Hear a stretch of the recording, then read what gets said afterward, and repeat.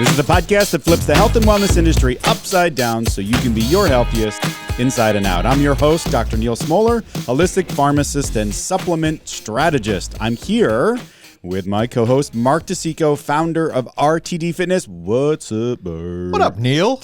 You know, we're just doing our thing on this fall evening. It's a little chilly. It's better than getting up at 7 in the morning. So much better, because I have to get up at like 4:30 to get here by 7. So this is I'm much better energy, just much better vibes here. Right. I will say, driving the hour to get here, the New York upstate leaf situation. I'm not a crazy leaf person, so I don't want to get like categorized that way. But I will say, upstate New York is showing up and showing out in the leaf category right now. This is the best leaves I've ever seen. And it means I'm an old white dude, I think, because I feel that way. Like, I feel like I'm very basic when I say that, but it really is special out there this year. It feels different. Yeah, it's crazy. I live in a tourist town, Woodstock, New York. Yeah. So everybody's out. And they're all like, look at the leaves. Honestly, and though, that's great. Most times they're saying it, and I'm like, oh, those are just leaves. And I don't make a big deal usually, because I grew up here. I've lived in New York most of my life. But this year feels just like, wow, you know, like, take a step back. It's that Dresdale gratitude, that attitude of gratitude from our dude Drezzy.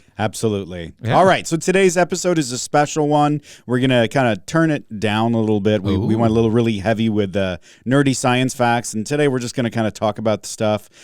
It's called Perseverating on Productivity. Oh, you just took my word. You just wanted to use the word in context. So you looked it up on the internet. You went to Urban Dictionary. Does that work? It does work. Yes, you can. I can. Yeah, sure. All right, good. And we got to be funnier, because we were told by both Smoller children, one directly and one indirectly to the other Smoller child, that we aren't funny. So I've done a lot of research on how to be funny. Yeah. I feel like I've read some books on comedy for dummies, and I'm going to be much funnier today. This is the podcast that 2 out of 4 Smoller children thinks could be funnier. That's not good that average. could be the opening. That's not good. It's not good average. It's not great. No. Yeah. So, all right. So today we're going to be talking about productivity as a wellness practice, which seems kind of weird. So in my holistic standard, I guess it really doesn't fit in at all. It touches some of the components. I mean, some of the boxes sort of overlap. Of right? course. So it's a mental well-being conversation through and through. It's the bottom of the wellness pyramid. Productivity at the end of the day is a stress management tool. And that's what a big portion of today is going to be talking about.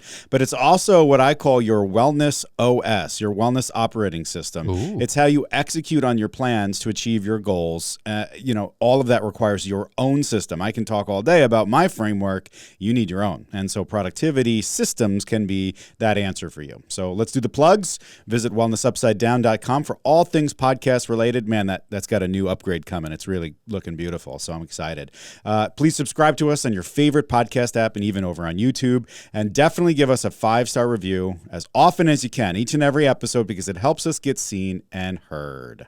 And we're worth it. We are worth it. It's all worth it. It's totally. For a cost of $0? I mean, $0, guys. What do you want? You can't get any more worthwhile than Seriously. this. Let's do our little affirmation. Why are we here? What are we trying to do? What do you need to know about us if this is the first time you're tuning in? Well, we want you to live your healthiest life, and we're fans of supplements done right. We just don't want you to get lost in the chaos that the health and wellness industries intentionally create. So we're here to help make sure you don't waste your time or your energy or your money on the false promises from these billion-dollar industries. So we're here to help.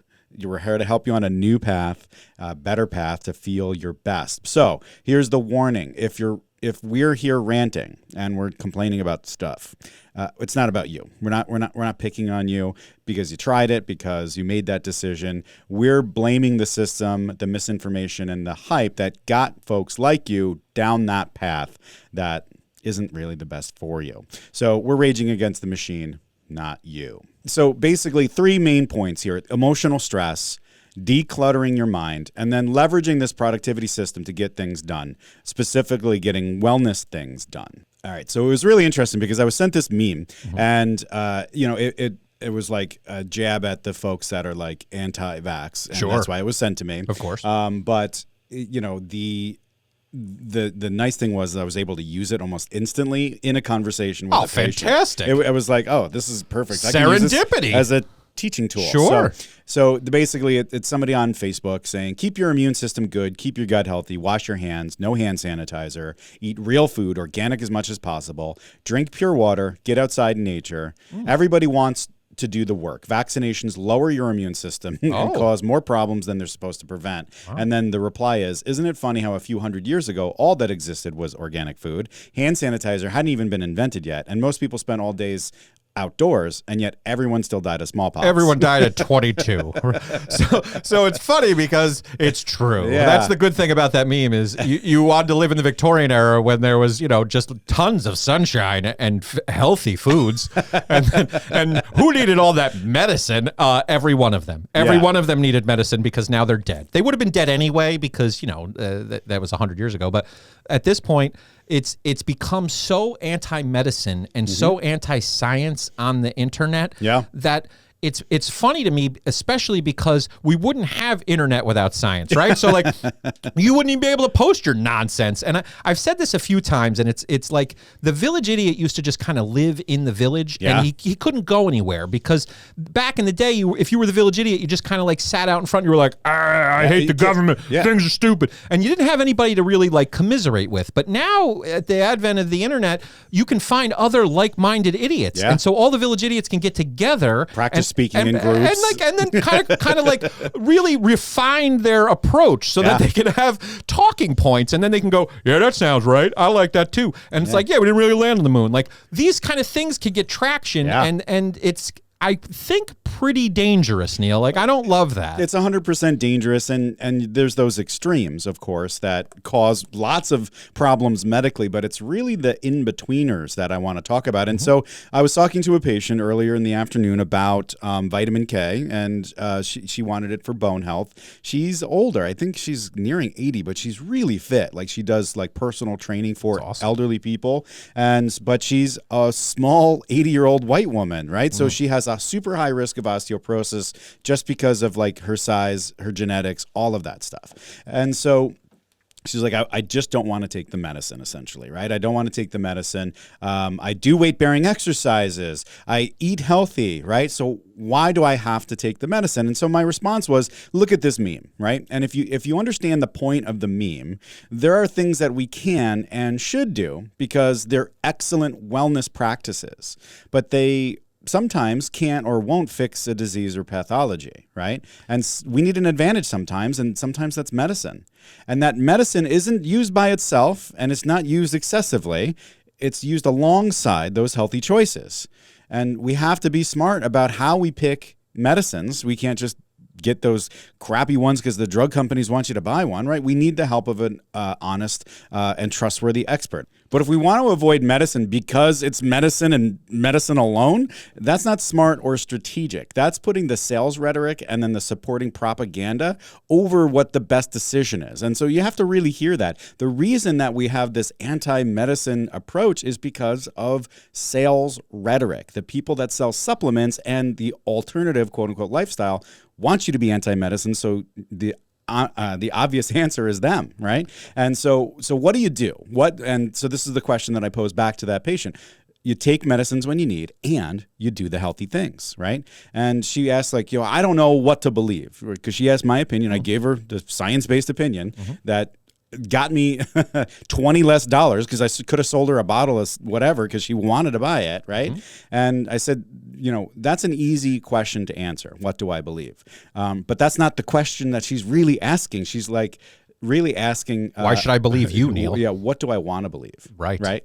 Sure. And so it just really summarized for me, like, concisely what we're trying to do here with the podcast and what I've been doing professionally for a long time, this concept. So what do you think about all that, Mark? I love that. And it fits beautifully with what we've been trying to sort of, this false dichotomy that exists. And I don't want to keep using big words, but I will. Yeah. This false sense of it is medicine versus alternative lifestyle. Like, you can be a Subaru commercial person and take medicine. Like, you can be somebody who walks their dog outside their Subaru in a park with good Wearing a health and Carhartt vest. Yeah, Carhartt vest, and just good, overall health stuff. So like what you're describing there in this patient is somebody who is doing all of that base level stuff really well. That first level of the pyramid, that base of the pyramid that you've told me I've messed up every time. Every time I listen to it, I do say 50 different ways of saying it. But it's not my model for holistic care. It's your model for holistic care. So I can call it whatever I want, is what I've also been thinking about. Like, I don't care. It's not my model,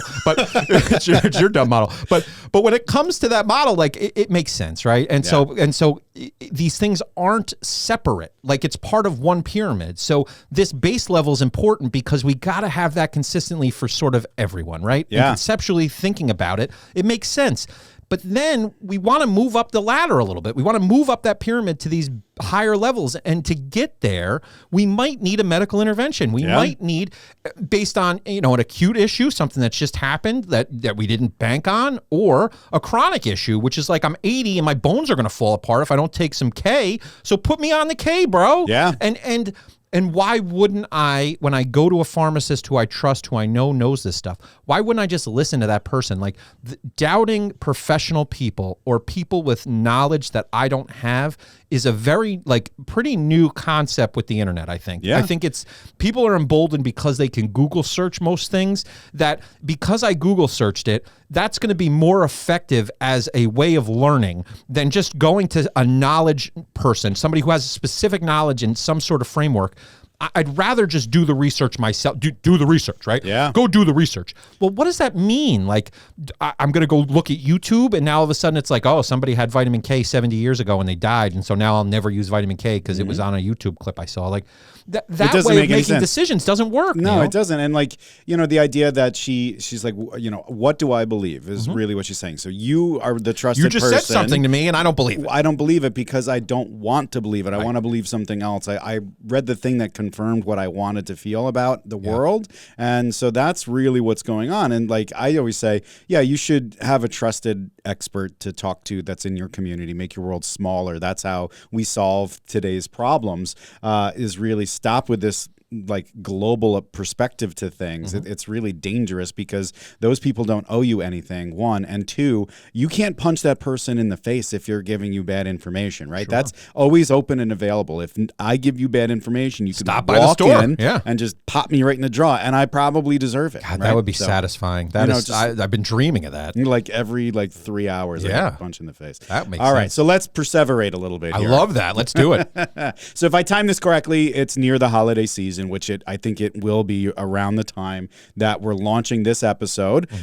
So what is the wellness push this time of the year? So in the springtime, it's allergies. In the summer, it's outdoors stuff, sunscreen, right? And the fall, it's cough and cold. What is the winter push? Do you know what it is, Mark?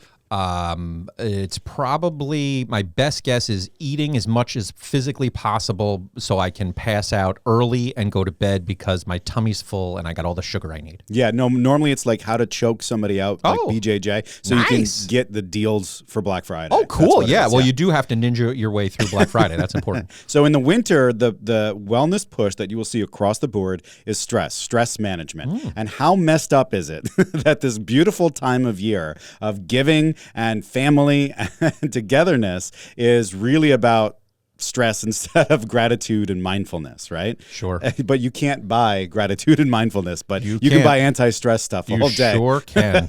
You sure can. It's an easier sell. And the selling the positive and the rainbows and unicorns and let's look at the bright side of life kind of stuff. Yeah. There's nothing really there except, satisfaction and a better life and a better mindset. So there's really not a lot there for folks. It's not a thing that you should but I get why it happens. I mean, once September hit, man, my need to be productive. I said to my wife the other day, the mental energy that it takes to be me in a day is exhausting. Yeah. And I got done with be around you as well. Just that's part of it. And I had I taught my class in the morning. I went to work. I did PTA president stuff. I had an exec board meeting for PTA. I got home at 9 o'clock, and I was just this was a lot of stuff, and I have to be on all the time. Some people can kind of fade in the background, but Neal and I are out in front. And so we can't just coast through life. I know a lot of people just kind of coast through and nobody has very high expectations of them, but people expect stuff from me. I got to deliver the goods, and that's exhausting, man. Like that wears me out. And so just saying that, is kind of a relief in a way, because it's like, I'm not whining about it. I'm not perseverating about it, but it is true, like and I think of our kids, right? Like we throw them back in school and it's like, it's exhausting. Like having to go from class to class, from thing to thing, and move and bounce and do the stuff and eating fast food while you're doing it. Like it's exhausting, man. And we don't give enough like attention or time to that, I don't think, as a society. Like no, we just totally go, not. we just go, oh, you're stressed. It's like, of course I'm stressed. My life's really difficult, man. Like let's acknowledge that. Right. And it's like all of that. And then we have some parties that we have to plan for and gift giving. So then it becomes a lot on top of everything else. And it's, for me, it's sad. I feel like this should be the time that we're really kind of letting go, but we are not, especially like, it's cookie season in my house. My wife just starts making chocolate chip cookies for everything. So it's just a hot mess. But all right, so I'm going to set this up by telling you a story about my weekend. So I don't get any time off, like ever. I've worked pretty much every single day since the week before Labor Day, and I finally get like a couple days off. So that's great. So this weekend we had to put the outdoor furniture into the shed. Right. Okay. So that's a very common thing. 40-minute job tops. Right. But my bad roommate in my head, like Dr. Dresdale and I were talking about, he started talking here. Right. So I step into the shed and there's just junk everywhere. Right. Just garbage, disorganized, and it's junk. And I feel the tension start to build up physically. Right. Right. And then I start to think, I'm like, I've got a shed for junk. Right. I'm spending my day off, which is a rarity, putting more junk into the junk shed so I can just then take it out later. So then I start to really start to see red. And I conveniently remember that I've got so much junk over in the garage too, and above the garage. Right. Ooh. And so then I think I spend all my goddamn day working, right, just to buy junk that ends up in my junk containers. And then when I see them, which I see them all the time, it's reminding me of this overwhelming amount of junk that I have, right? And all the work that's required to manage the junk, right? So this clutter, physical things that cause emotional stress, that cause physical feelings. It's batty. And I was just like, everything's going to get thrown away. Very dad thing. I'm like, everything's going to the garbage. Sure. So then I get angry and I'm stomping around and like Liv is like, oh my God. You sound fun. Oh my God. And then I'm throwing junk into just a big pile on the lawn. Some of the stuff has been in the junk shed for 10 years. We used it once. This is like some National Lampoon stuff right now. Out of control. Yeah. And then I got to put it into a trailer to then get carted off to just get thrown away because nobody wants my junk, right? I certainly don't. It costs $700 to get rid of the trailers of junk because there's just so much junk. And so instead of just a few minutes of day handling the junk as it comes up, it's 6 hours of angry, costly management, right? And so this sounds a lot like other stuff. Oh, right? I'm seeing a parallel. You're seeing some stuff here, right? So there are two lessons that I want to teach everybody. When I cleared my junk, my clutter, I instantly felt better. Right. I feel better also now moving around in the space. I parked my car in the garage. That makes me feel better. I haven't parked my car in my garage for a year and a half. Like, period. There's just been so much garbage and junk, right? And now it's a Lexus, so it's got to go in the garage. It's a very nice company car. Got to keep that thing in the garage. Got to get that right in there. And it's like Michael Knight with Kid. He's just like, Lexus, go in the garage. Lexus, go into the garage. Lexus, make yourself warm. Lexus, change colors. And then so coming from that disaster, right, of 6 hours of anger, that it was just supposed to be like 40 minutes, right? Now I'm just like, as soon as I see a little something, I'm taking 5 minutes and I'm just getting the junk managed every single day. So I'm feeling better physically and emotionally. And then there's also a lesson. There's a cost to holding on to the clutter, right? The mental cost. So every time I saw it, I would be like, oh my God, I see it again and I got to deal with this now. And then there's the time cost. So 40 minutes and 6 hours, like instead of just 5 minutes a day, right? And then there's the financial cost. I need sheds. I like the fact that I have a shed for shed stuff. And your sheds need sheds. Oh my God, it's garbage. It's like that George Carlin bit about the wallet is like the smallest container of our stuff, right? Yep. And then I just need trailers to remove the thing. It costs money, right? So there is a clarity that comes when we declutter. Right. And so this is our lives, right? Our lives have lots and lots of physical clutter, but it's mostly informational clutter. And this is a lot to do with what we talk about, how people are hearing so much information all the time. And how do I possibly deal with this? And everything's overwhelming, right? Day after day after day, we're bombarded with so much information and stimulus all coming at us. It's a barrage of, like, you want to say information, but it's mostly misinformation. I was saying at the store the other day, I don't give people information anymore. I just spend all day debunking BS. Like, people come in and said, I heard this stupid thing. And, like, I have to be like, no, absolutely not. You're not going to, like, get wings from this, right? Like, yeah, you got your COVID shot 7 weeks ago. Your strep throat has nothing to do with that right now, right? Like, so the brands, the corporations, politicians, influencers, they're all looking for our attention. That's the most valuable thing to them right now in this world, right? So they have to speak louder and then faster, and then they have to hack our system to trick us into listening to them. And we don't know what to incorporate into our brains, what to do with our days, or what to incorporate into our lives or our habits, right? And so we are in an epidemic of abundance, and it leaves us with the worst possible thing: choice. Why is that a bad thing? Well, because we're gluttons. We don't want to choose, right? Chicken fingers or French fries? Yes. I'm going to take both.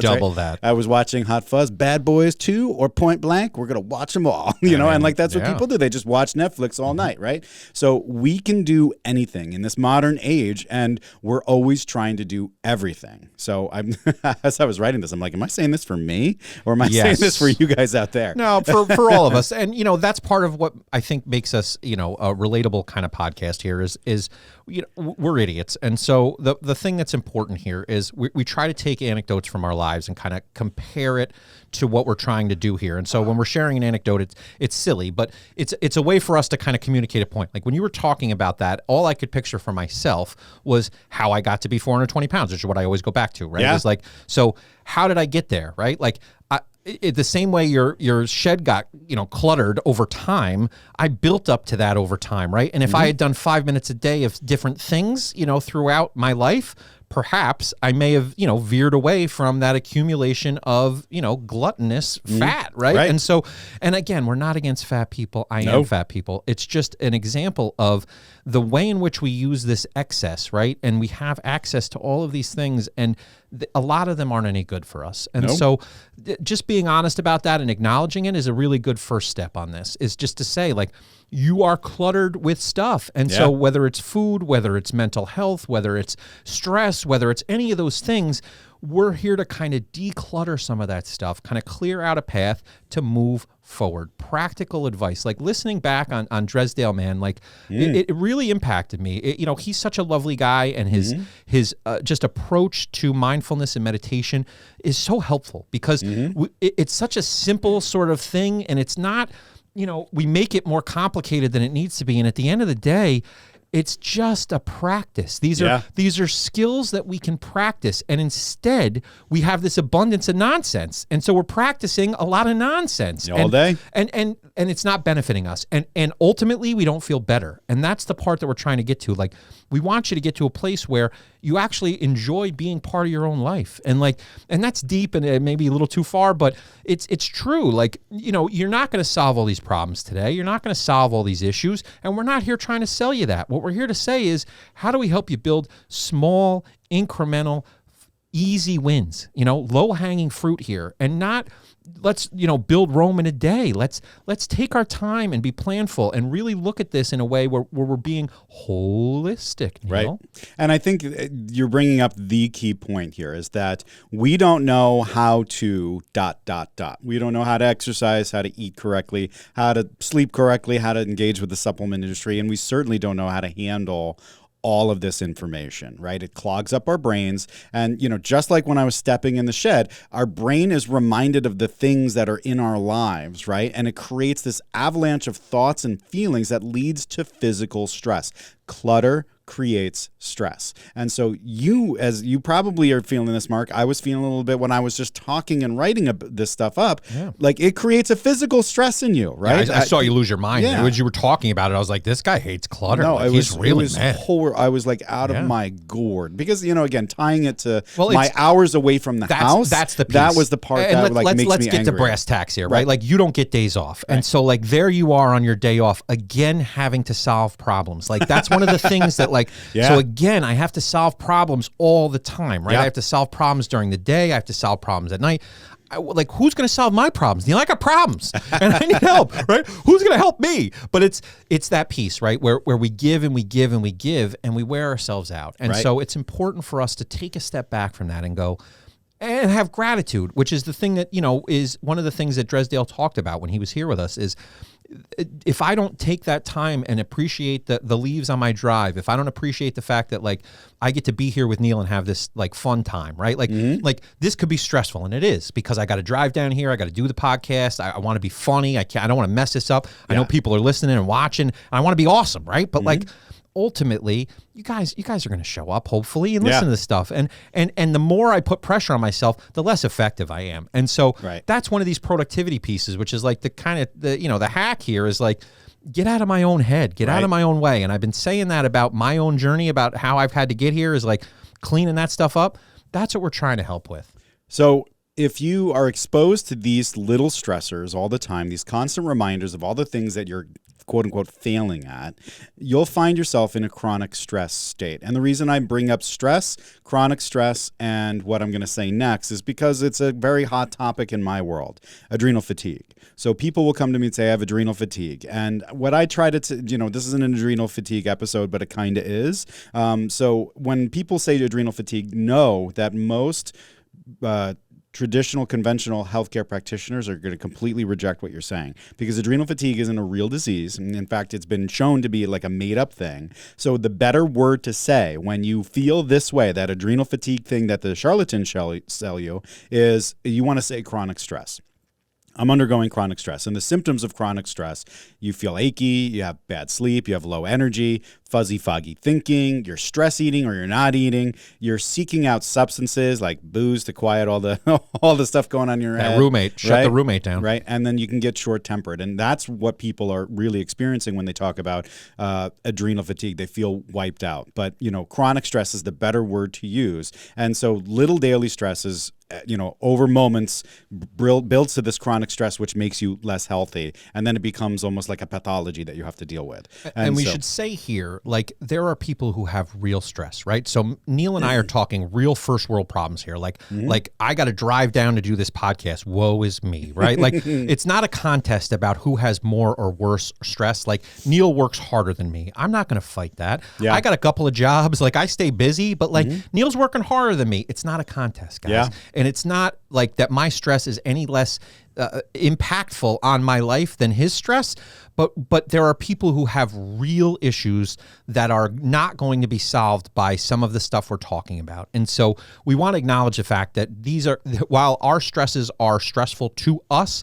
there are people with greater stress who have much harder time, and they have a much higher climb than Neal and I have, because we've been given so much. And that's a piece I think is important to say. Yeah, I think, anytime that we have a conversation about health and wellness, there's a certain percentage of the population that should understand that that's a privileged conversation. Totally. Talking about all of this kind of stuff at the level that we're talking about. And there are different types of stress. I'm really just kind of talking about the information overload today. Yeah. That leads us to a point where we're like, oh my God, there's a 3-hour dinner coming up that we get to overeat and hang out with family, and that's causing me stress. And that's really what I want to kind of get to. Yeah. But again, it leads you to a place where you can have chronic stress that's really pathological for you, and it's really impacting your life. So what I want to kind of cover now is like, so what do we do, right? So how do we handle this information overload? What kinds of things can we do? So like, what kinds of things do you do? Like, not your wellness stuff. We'll save that to the next part, but you have a lot of stuff going on. So how do you handle all the information that comes at you, all the things you have to do, and all the events? Like, what are the things that you have in your world?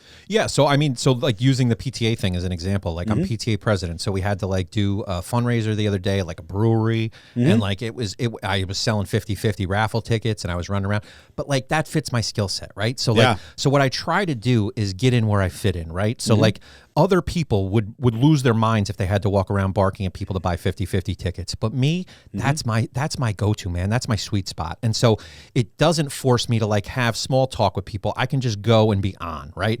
And so as much as that can be stressful to have to be on in quotes all the time, for me, I try to do the things that feel like my extroverted self, you know, can get that energy refresh, right? And when we talk about extroversion, it's how we use energy, right? People think it's just because I'm an obnoxious jerk that I'm an extrovert, but that's part of it. But the other part of it is it's how I get energized. So some people who are introverted, which is not me, have to be alone in the quiet of their brains and, you know, sit in a corner somewhere, and that reboots them. It gives them energy. That's how introversion is. For me, I want to be around people. I love being around people. I love that stuff. So interacting with other people is a good way for me to re-energize. On the tail end of that, though, when I'm done, I've expended that energy, I'm wiped, you know? And so it's like I have a reservoir that I can kind of, you know, pull from.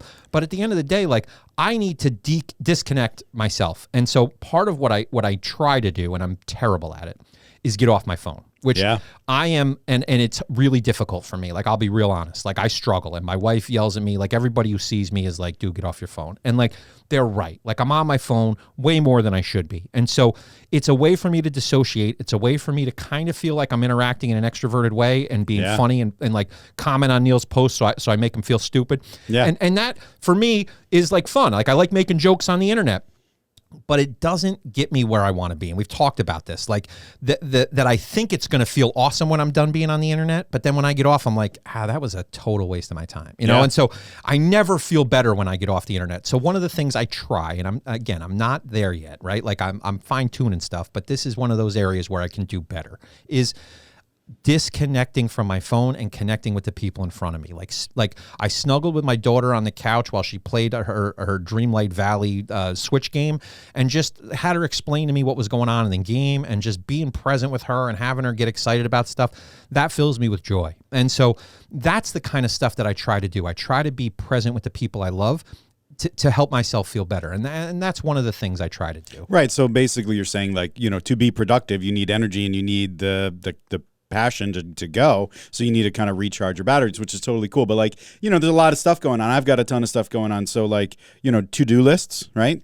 Calendars, right? So there's systems that we can use to help us kind of sort through all of this stuff, right? And, you know, when it comes to the information that comes at us, you know, we engage with that as if it's something different than like, you know, go to the plumbers, go to the store to pick up this thing, talk to this person about that thing. You know, all the information that comes at us can be managed like that as well. Read this article on Reddit for 10 minutes and then turn off the phone, right? So we can create a system, a structure for how we engage with all of these distracting kinds of things, or engage with the information. So instead of like going down the rabbit hole of reading all the articles, there are lots of little things on our phones where we can send ourselves a link, which could go to like a little to-do list that says, read this, right? And then you can read it in a certain mode, so there's not all the other distractions, and you don't go down the rabbit hole. So there are systematic things that we can put into place to help us manage the stress of our lives. So to-do lists is one of the most common things. And I like to talk about do you use lists at Never. all or no? I hate them. Yeah. So, and why do you hate them? If I have it on a list, it means I have to do it. Oh. And so I do not do well with to-do lists. My inbox, you know, at work and everywhere is full because I don't ever. You're the least productive person. However, I know exactly where everything is, and so I actually said to my boss the other day, I was like, I had that email from July of 20 where I needed to know the thing, and I knew once I did the search I was going to find it. And she was like, how on earth is that possible? Yeah. Because I keep everything. And I don't like filing systems. I don't like folders. I need everything in one spot, and then I work from there. And so my Outlook would drive people. I have 125,000 emails in my Outlook. Yeah. But everything's there. I think that you actually bring up a really great point that you have to hear, is that Mark is doing it completely wrong. Yes. No, and I do that for me. Because if I had it on a to-do list and I didn't accomplish it, my roommate in my head would be like, well, there you go again, Mark, screwing everything up. And so that's me. That's just, I'm not suggesting that for other people. And I've said this to people I work with, like, don't do what I do. Like, I go around and rely on my brain all day long. And so people have pens and paper and they walk around, they write things down. Yeah. I legitimately don't even, my boss said to me the other day, she's like, you don't even carry a pen. I don't, because everything I need is in my brain, for better or worse. Right. So sometimes it's like the best thing that could happen because I'm the guy who remembers the thing. but it can backfire on me when it's like a very specific thing that I maybe should have written down that I didn't. Yeah.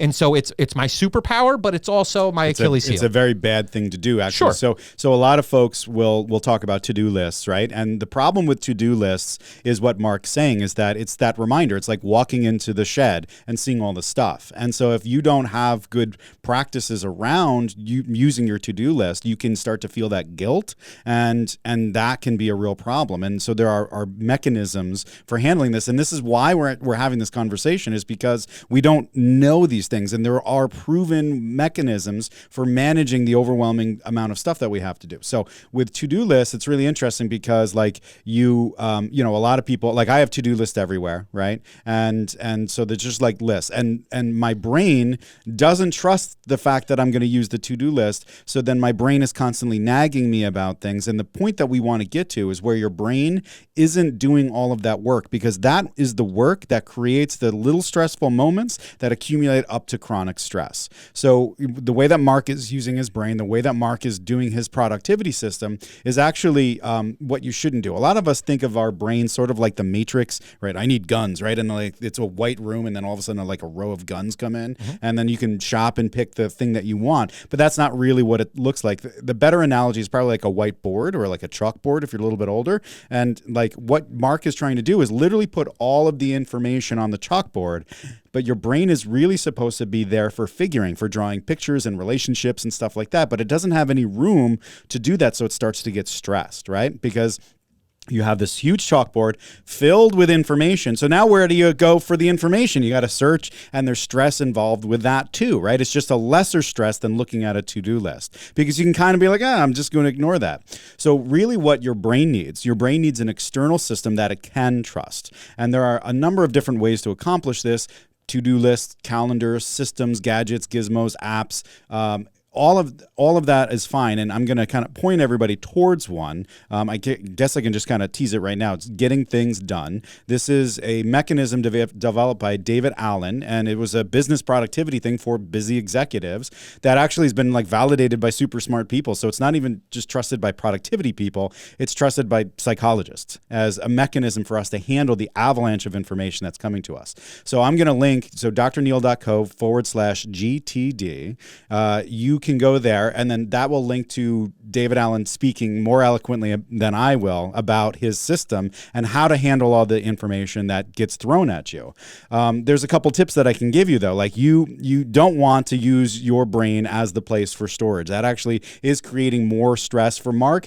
It's working because it's a finite number. But if we started to add more things, if you got a couple more committees, it might start to bubble up to the surface, right? Well, and it does. Like, I mean, well, like I said, it's my superpower, but it's also my Achilles heel, right? So it does create stress for me. Yeah. But to hear you talk about your to-do list that you perseverate about, yeah, and then don't do the to-do list and then give yourself guilt, that's an extra layer I don't want. And so yeah. and so when you talk about that, like you've solved the problem, Neal, yeah. you have not. And so I get what you're saying, which is Mark's the idiot and he doesn't have the best way to use his brain, yeah. but I'm avoiding that next level cliff of, oh man, now I'm letting my to-do list down, right? Like well, because we don't use it right. We're never trained to interact with the stuff correctly. So when and the biggest part to this whole thing here is the fact that we will write down a list, and it'll be this avalanche of information on the list itself, and that's what we're trying to avoid in the first place. So you can have a to-do list, but like, what are the most important things that you want to get done today? And that can be a much smaller and much more manageable list. And then you check those off. And another piece to it is like the idea of the roommate in your head, right? I didn't accomplish 6 things. Well, like your goal should just be to accomplish 3 things, right? And if you accomplish those 3 things, we have to kind of review and say, oh, wow, I actually did accomplish a lot this week, even though my to-do list is large and there's still things to do, because your to-do list will be constant in our modern age. That's just something that you kind of have to come to grips with. It's just that like you are now conscious of of a longer to-do list versus sweeping it in under the rug and then getting and like your garage all of a sudden fills up and now you have to spend 6 hours digging through your to-do list, right? So my suggestion is that we want to create two things, a review period and a plan period, right? So at the beginning of the day, we should be looking at our longer to-do list or whatever system, you can put it on a calendar and say like, this is what I'm going to do today. I'm going to accomplish these 3 things at these 3 times, and that's it, right? And that's what I'm looking to do. But you can't just wake up and just go into the world. Like you can't like Big Lebowski your life away. You know what I'm saying? Like you have to like plan so that way you know what's coming at you today and the rest of the week to get rid of those stresses. You have to address them, right? And then, the other piece is at the end of the day, look back and say, okay, so today is now over. My work period is over. I'm now going to look and see, okay, wow, I did accomplish those 3 things I did set out for, or I didn't get to the 3rd thing. So guess what? I'm just going to move that to tomorrow and I'm going to try tomorrow, right? And there's a reason that I did this after we spoke to Dresdale, because he talks about judgment and how we're constantly beating ourselves up for things that we do or don't do and we apply labels to. And it's really important in order to handle all of the stuff that's coming out of us. All the, technology has made it so we're uber productive. And that's the problem, is that there's just too much access to too much. And we can do a lot in a short amount of time, and it gets very overwhelming very quickly. And so we want to do everything, and that's a real problem. And so we have to be able to slow life down a little bit and to be able to build a system where where all of the stuff that's bugging us, that's creating these unclosed loops of stress in our brains, is out on a trusted piece of paper or system or app or whatever that we can then review on a daily basis, do, and then plan for the next day or the upcoming days. So that way we can, free our brain of all of that energy that it's spending. And the biggest piece to all of this, and it goes back to kind of the Dresdale discussion, is how I think about myself, how I talk to myself, how I think about what I accomplish, and how I reserve judgment on myself. So I would be easy on my daughter, I would be easy on my wife if they didn't accomplish a thing, but I don't accomplish it, and now I am heated because I didn't do the thing, right? I need to do the thing. And instead of looking at, and Dresdale kind of talked about this, instead of looking at the 15 things I did right today, I'm always going to be stuck on the one thing I didn't do, the one email I didn't send, the email I sent that was a little bit snarky. I'm going to focus on that, or the one that was sent to me that was snarky. I'm going to focus on that. And I spent a whole weekend thinking about a response to an email. But what I did was I wrote the response first, and that was the bad one. I left it. Then I let a couple days pass where I perseverated on it the entire weekend. It didn't sleep well. And then on Monday morning, I sent a much more coherent, calmer, better thought out, much more diplomatic version of that email. So that's a wellness practice for me, because I am go, and I'm hit you in the face with information. That's how I roll. That benefits me a lot of the time, and sometimes it doesn't. And when it doesn't, it really makes me feel worse. And so Neal's right. I could always do better with my planning. I do Big Lebowski my life. Like I do a lot of times just sort of wing stuff, even the podcast. But I can't tell. But the cool thing about that is I deliver the goods. And so part of the thing is I've been successful for 42 years in this approach. Now, when I'm 80, am I going to rely on my brain the same way? Probably, and I won't care because I'm old. But at this point, I can still utilize the tools that I have in the way that I do and get the results that I want most of the time. So folks at home listening, does anybody remember Mark talking about how I'm an idiot because I stretched the way that I did when I was in high school? Yeah. Does anybody remember Mark talking about how like just because you learned the food pyramid in home ec class in 9th grade doesn't mean that's the good nutrition? Yeah. And so you hear it, right? So I've set the stage. We've done the thing. Mark is proof positive of how we all get into this system, right? We get into this works for me, and I want to kind of keep going. And so when it comes to all parts of that bottom of the pyramid, the lifestyle domains, there are better methods to engage with each of the things that will make us healthier. And when it comes to mental well-being,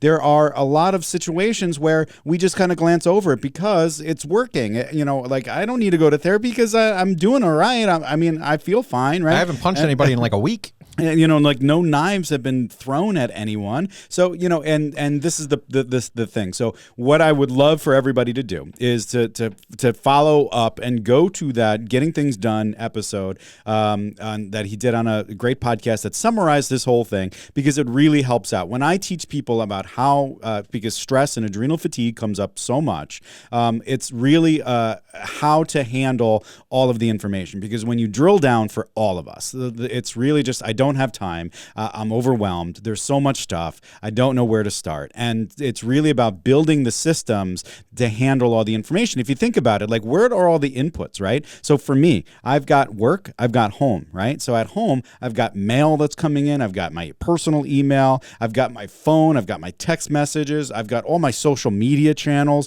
And there's just inputs coming at me, right? And then I'm at work, and then I've got the mail there, and I've got faxes, and I got text messages and notes that people are leaving. I've got this. There's so much. You still get faxes, Neal? In a freaking pharmacy, they still do faxes. That's so weird. There's all this stuff that's coming at me, and so I have all these different areas where I'm getting new input from. So I have to put them all into one spot, and then I have to go through them and work each one of those things into a bigger system. Because otherwise, just think about that. Like I'm hoping again that you're getting that internal stress just listening to me talk about all of the stuff that I have to deal with. I showed my to-do list one time to one of my employees, and she's like, I'm going to vomit. I'm going to puke all over myself. It's an amazing thing, because not only do I have a long to-do list, but being, me, I have a lot of different areas of responsibility. Just the podcast itself, the episodes are like late, and like it's because I'm trying to manage a whole podcast on top of all the other stuff that I'm doing too. So now we have a great producer that's going to be putting it all together for me, and I'm just going to literally give these files to that person,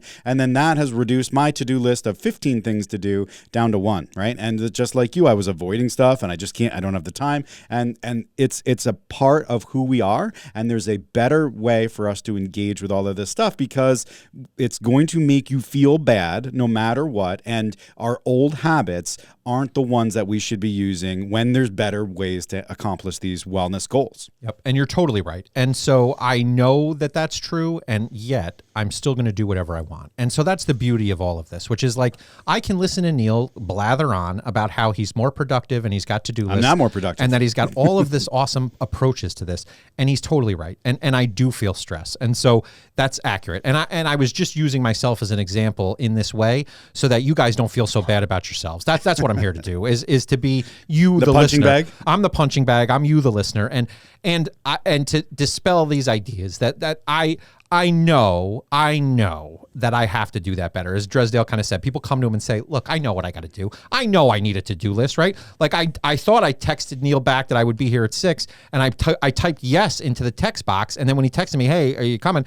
I saw the yes was still sitting there because I didn't hit send. And so I was like, yes, I'm stress, coming. right? Geez, Neal, I'm on there. I'm literally driving. And so that stuff, can wear on us. And there's a cumulative impact of that stress as well. And so I recently have really been feeling the weight of that stress for myself. And so I'm overbooked, I'm overcommitted. I got too much stuff going on. I got too much responsibility. I got people who rely on me everywhere. I'm a manager at work. I got all these things I got to do. I got people I got to work with. I got people I got to help. And it wears me out. At the same time, I can take a step back and have a planful approach in the same way I do my stretching, in the same way I do my nutrition. I've seen the benefits of taking the time to do these pieces, but there are always going to be these blind spots for all of us. And that's why I'm sharing this for all of you, right? I'm not as good at this as I need to be, and it's an area where I can improve. So that being said, I'm still going to do whatever I want. Right, at the end of the day. And so what I want to, just one little piece before I move to this last section here is I want to talk about the idea. I'm not talking about the hustle mentality. I hate that. I think that's stupid, where you have to just fill up your day with useless steps and to-dos and managing of like OSs online and clicks. And it's just dumb. Don't be that person. But you need to understand that, your garage will get cluttered. It will create lots of stress, and you'll either spend 6 hours of sweaty physical fatigue, cursing and being angry to clean it up, and then it'll just happen again. In 2 months, it's going to be the same thing. Or you can spend 5 minutes a day with a system, a framework to address all the junk as it comes into your life. Let's not buy the junk to begin with. If we have junk, let's deal with it right away, right? And so the reason that I say all of that is to get to the other side of this, which is getting wellness things done, right? So in order to do wellness things, you have to have some sort of plan, and you have to review your progress. You have to have a list of steps and things that we're going to do on a daily basis to make sure that we are being the healthiest that we can be. So, I'm going to ask, but Mark, did you build this? I mean, you do things on autopilot, it seems, right now when it comes to your wellness, but did you have to how do I structure this? Like, you had to build a structure, right? And I, I'm talking about sort of generally like how I operate through the world, but there are things that I am non-negotiable about. And there's things that I've had to be forced into based on my physical well-being, so the way that I eat, right? And I've talked about that here, like how I plan my meals. It is like, I know exactly what I'm going to have for food tomorrow. I know exactly what I had today, and I take an inventory at the end of the day. I take an inventory on how I behave and how I walk through the world every day, because I got to review that in my head so that I can move to the next day. And so I've found that structure less formal than what you're describing. So I don't write anything out. Yeah, I'm not a visual guy, but I do these practices, and I practice them, and I use that word because it is practice. It takes time. I meditate.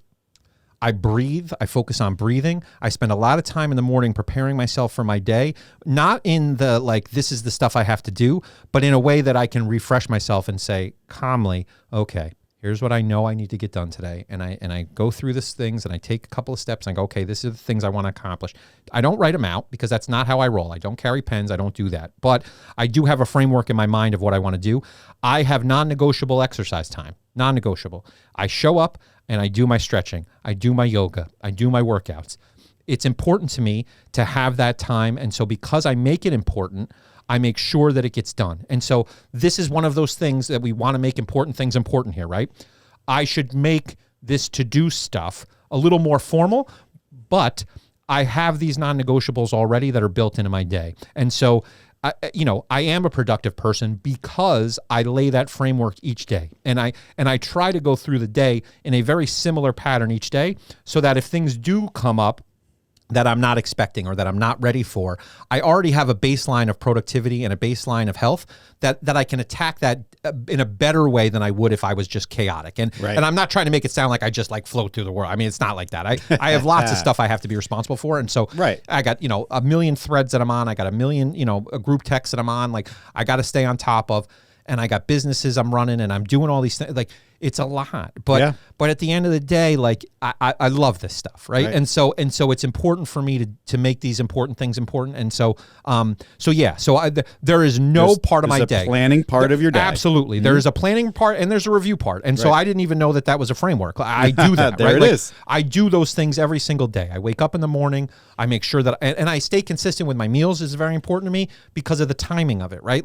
I want my body to be able to predict this is about to happen. I'm about to eat. I'm about to work out. Like, my body, I can feel like it's ready to stretch because it's used to stretching every single day. Right. And so it's not like my body's like, oh man, we're doing this again. It's like, no, here we go. And so that's part of my planning as well. And there's two ways to plan. And it sounds like Mark is part A, which is wellness first, right? So he's saying, this is my day. I'm doing these wellness things. And then I'm going to plug my work and my social stuff around that.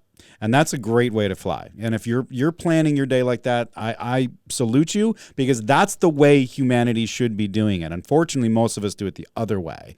We work and we'll do our social stuff to feel better about the god-awful work that we have to do all the time.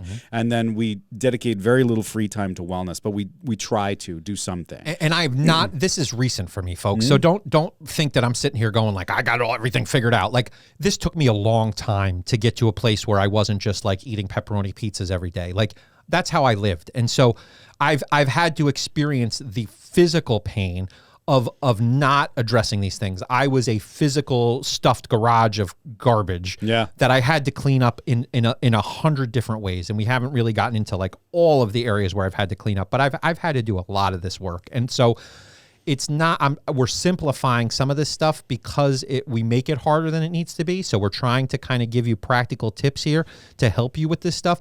But don't think I've been walking around this whole time like always stretching and always eating right. That is absolutely not true. And if you listen to Book of Mark 1 or 2, hopefully 2 didn't make you too upset, but you can understand that a lot of this was me failing. And that's been my story, right? I had to fail at a lot of this stuff before I could figure out how to do it right. And we're trying to help you avoid the failing first and do it the right way, like ahead of that. Plan your week, plan your day, plan your week. It's very important to do.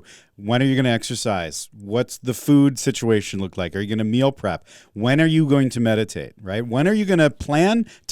What's my time slot that I'm going to allow for planning, for resting and recuperation, and for reviewing? Right? To see what I've actually gotten done. Am I going to build my life around work and social stuff, my wellness life, or am I going to make my wellness life my priority, make important things important, and then plug everything else around that?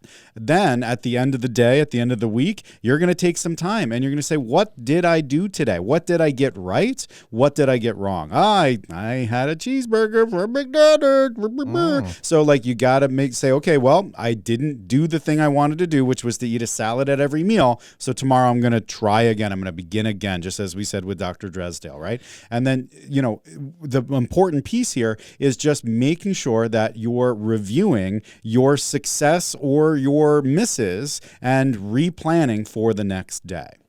And part of it for me too, and Neal's I'm attacking Neal today, so I got to back off the poor guy. But the thing for me too is I am consistent with my bedtime. And so I've said this a couple times on here and I've kind of hinted at it, but I go to bed about 8 o'clock, just about every night. Now, sometimes it's 8:30, sometimes it's 7:30. I'll be honest with you. Sometimes it's like I get to the point where I am spent. I have used up all that mental and physical energy that I have for a day, and I get up early. So I go to bed early and I get up early, and I do that consistently. My body does not let me sleep in as much as I'd even like to sometimes. I'm up. And so that is a schedule that I can predict and I can plan for. If you're staying up till 2 a.m, watching Netflix or filling your brain with more input because you think you're going to feel better, I'm coming here to tell you that I have benefited directly from a regular sleep schedule. Now, I don't always sleep great because I sometimes still perseverate about that email I still need to send, and I don't always clear up that review process in as clean a way as I'd like all the time because I can beat myself up too. I got a bad roommate like the rest of you, so I can beat myself up. But if I put this framework and I approach it consistently, I'm going to see better results long term. This is an investment I'm making in my body and in my mind to make sure that I go to bed early. And so when Neal says he's on Reddit for 5 hours at night, that's infuriating to me because it's not going to benefit him. He's going to then feel miserable because he didn't meet the things he meant to do. Or if I watch a bum fight, I might feel better. Well, and we all need a bum fight once in a while, right? We need a palate cleanse. It's god awful the stuff that's on the internet. We need a palate cleanse though. Like I just need to look at cat videos sometime. My wife showed me this thing about shaving soap, and I was like, shaving soap? That's stupid. And then I watched her cut this soap thing down, and I was like, oh man, that's like soothing. Irish Spring. It was amazing. Like there was layers and there was colors, and I was like, oh, that's nice. Like we're idiots, right? And so like our brains are stupid, but that worked for me. I was like, oh, she's right. It's really nice. And so there's so many good distractions out there, but they're distractions. They pull us away from reality, that moment that we were talking about, being in the moment. I can't be in the moment if I'm spending all my time dissociating on the internet. And so we seek the distractions because we're so busy. And so the important point here, the big lesson, you can build systems and they require very little maintenance on a regular basis. And it helps prevent the stress that's associated with managing all the information, the choices, the to-do lists, and it actually helps you accomplish your goals. The system can work for your wellness initiatives. It can work for work. It can work for personal stuff. It helps you get clean, clear, and calm. And then you can stay that way.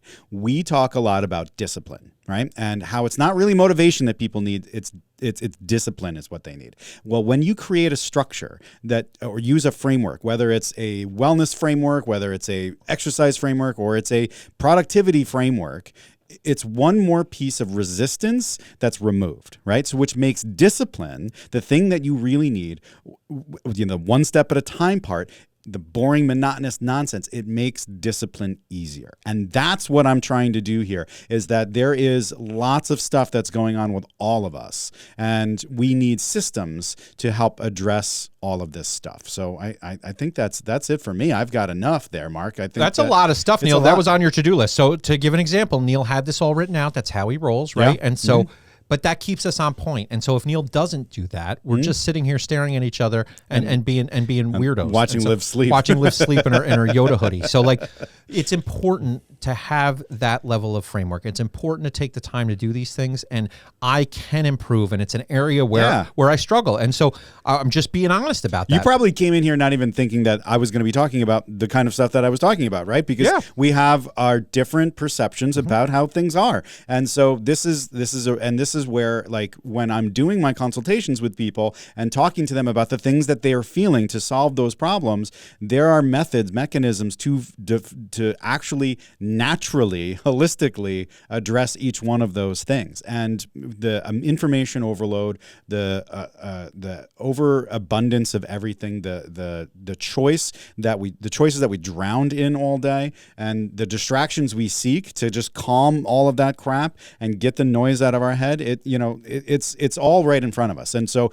a productivity system is really what we need. And I do some of this informally, and so I can give myself the credit where I should, right? So I can use that positive self-talk around, look, you're great at your nutrition, right? You're great at your exercise. Those are areas where you were failing for years. And so for me to have those two components kind of much more under control through discipline. Now, I'm not motivated to eat well. I'm not motivated to exercise. They're disciplines. They're part of my planned day, every singular day, and at the times where we have to make those decisions. We talked last time, like there's 6 decision points in a day around food. Right. I know in those 6 decision points exactly what's going to happen, so I don't leave wiggle room for those things. How come I don't do that for my to-do lists and things? Because it hasn't bitten me the same way that it has on those other pieces that are so obvious, right? Yeah, it's think so about me. Clear, like, right? You think I probably near a stroke. Yeah, at the point with the amount of stuff that's come up. Of course, and like the stress levels that can bubble up in people because of all of this can be very, very damaging and dangerous. So I mean, I think we've done it. So thank you, Mark. I appreciate this episode. I think it's one out of left field. A lot of people probably wouldn't think that we'd be having this. You're probably going to listen to the Getting Things Done episode on your way home. I sure am. So that does it for this week's podcast episode. Take a few minutes, give us that 5-star review, share the podcast to your social feeds, visit wellnessupsidedown.com for all things podcast, and soon merchandise, little t-shirts you can buy and sport the Everybody thing. says to me, like, can I get that Wellness Warrior T-Rex shirt that Neal wears? I'm like, why don't you want the RTD Fitness shirt that I wear? We're like cartoon characters. We wear the same t-shirt every time. Like, you guys should be excited about. We're going to be upgrading to the Wellness Upside Down. It's going to get cool, stuff. guys. It's going to get cool. It's going to have our faces on it. I don't know what it's going to have, but it's going to be awesome. It's going to have a big to-do list on it. It's going to say discipline is awesome. Being our healthiest starts with being honest about ourselves and the health and wellness industry, then blazing a new path, marching forward one step at a time. I'm Dr. Neal Smoller for Mark DeCicco, and we've got your back. Thanks for joining us.